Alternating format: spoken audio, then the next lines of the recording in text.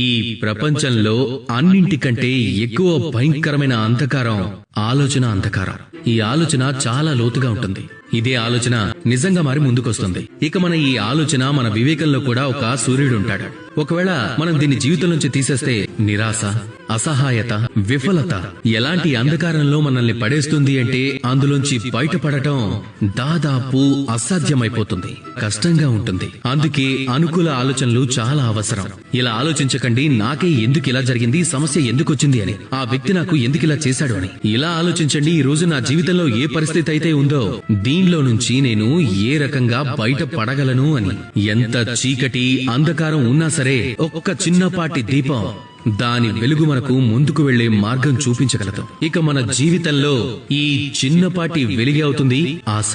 ఈ ఆశా కిరణం అతి చీకటి అంధకారం నుంచి కూడా మనకు మార్గం చూపించగలదు. అందుకే ఈ ఆశను మన మనసులో ఎప్పుడూ వెలుగుతూ ఉండనివ్వండి.